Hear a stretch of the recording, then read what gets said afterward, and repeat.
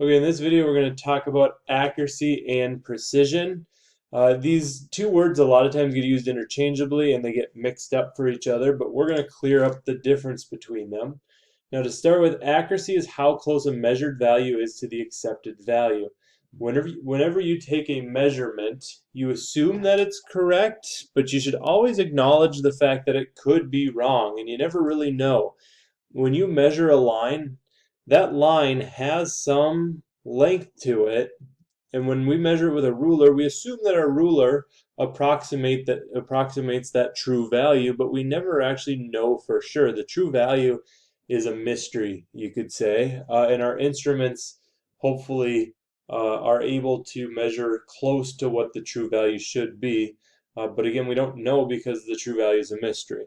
Now that sometimes bothers students. Don't think too hard about it. We'll talk more about accuracy in class and figure this out as we go.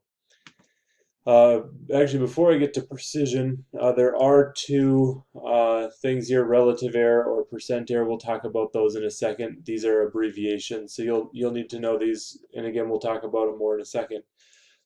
Precision now. Precision refers to how close a series of measurements are to each other.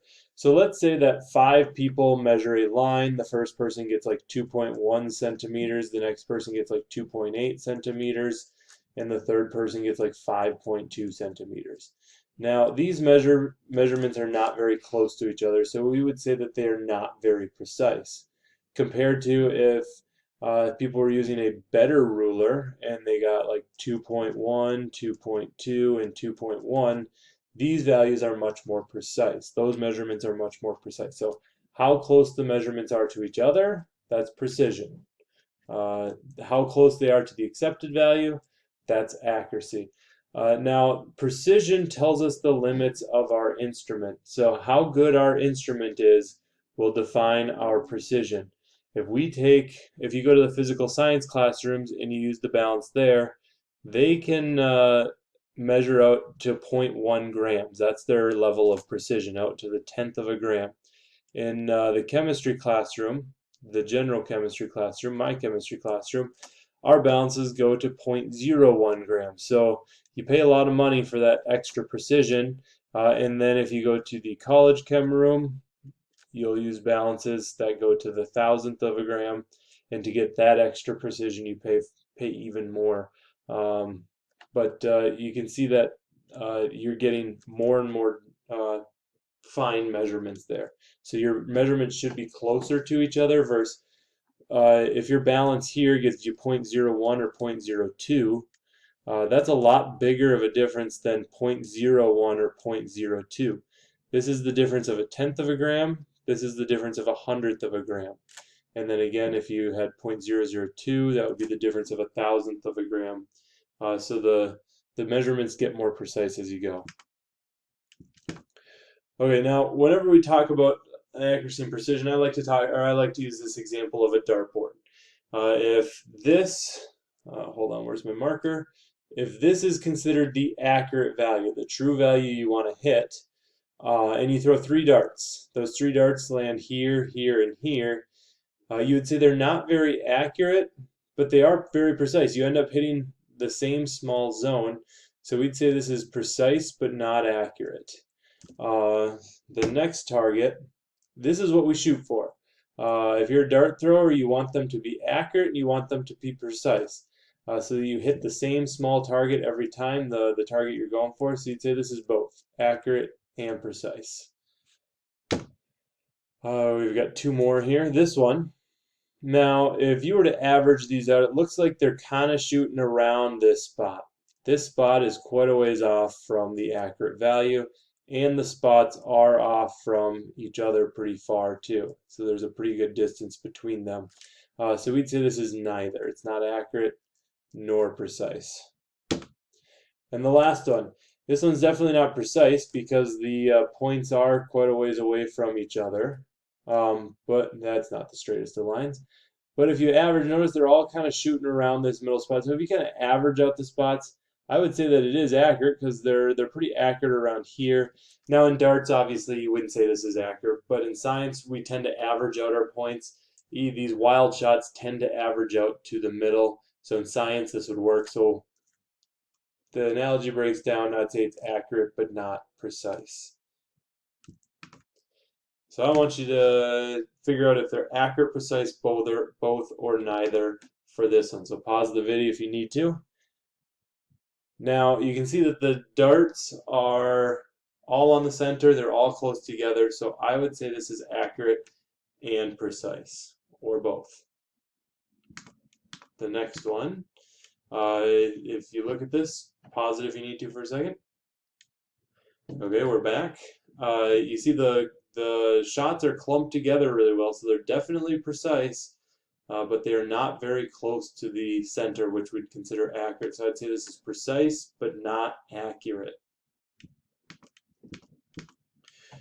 We got a couple more here. This one, again, definitely not precise, but this is where the analogy breaks down. We will assume that the darts average out. So these two darts, you average them out to the middle, you kind of average them out to the middle, and it's pretty close to accurate. So you could say accurate, but not precise. That one may be a little bit iffy. So the way to measure accuracy is relative error. We mentioned that at the beginning of the video with the definition of accuracy.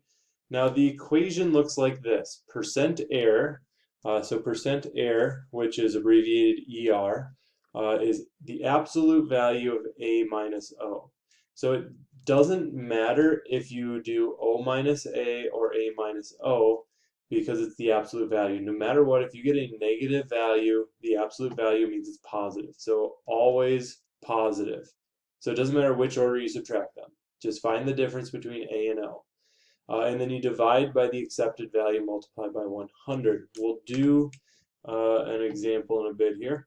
Now the units are reported as a percentage. The sig figs are based on the O value, not the A value. The O value is what you get in lab, and lab values require measurements. The A values are accepted, so we'll assume that the precision on those is much higher than our lab-based result.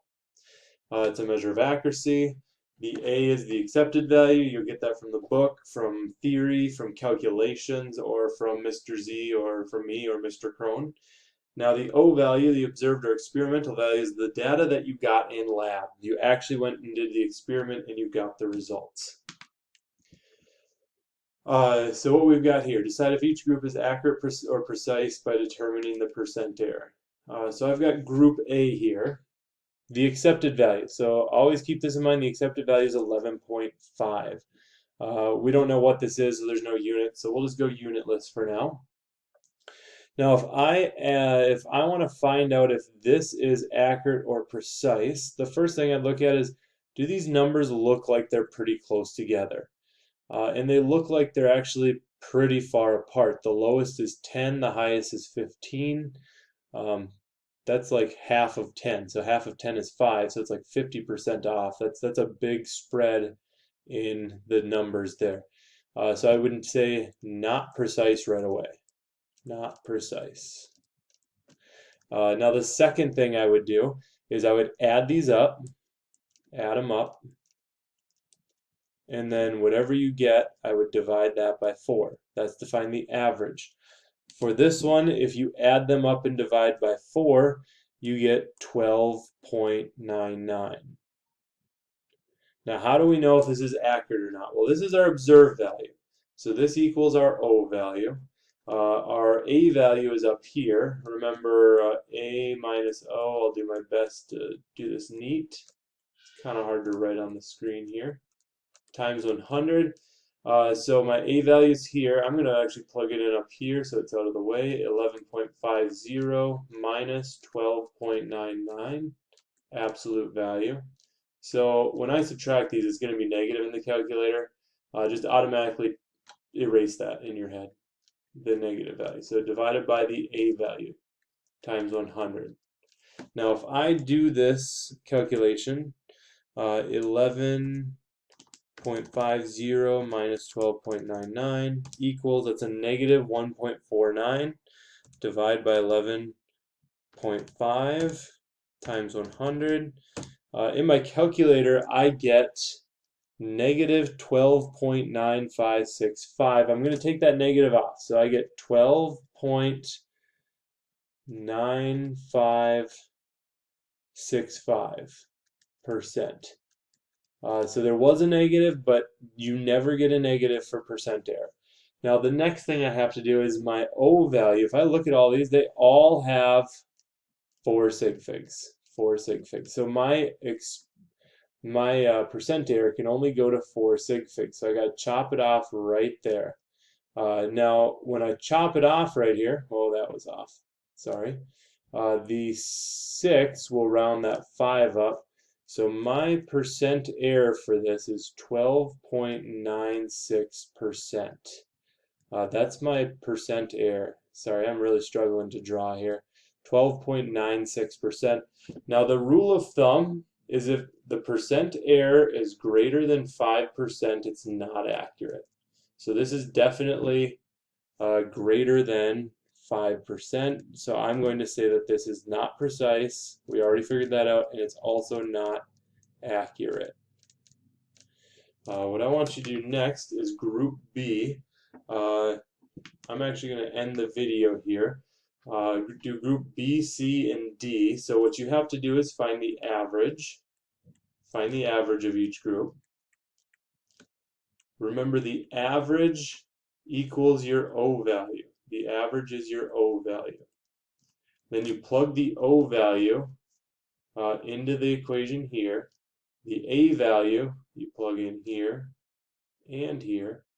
And you should figure out the percent error for each of these. Record them all to 4 sig figs because you check everything has 4 sig figs here. Excuse me.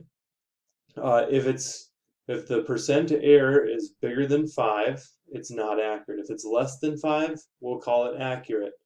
And then you can eyeball these up. I'll show you here. Like this one right here, 11.52, 11.51, 49, 50. These are really, really close together. They only differ by, let's see here, the biggest one is 0.52, 0.49. So the difference is 0.03, which is a very small amount relative to the whole number. So I would definitely say this one is precise. It's up to you to figure out if it is accurate or not. So I will let you do that for each of these. Come to class with each group B, C, and D with the average. So the average, the percent error, and then whether it's accurate, precise, neither, or both.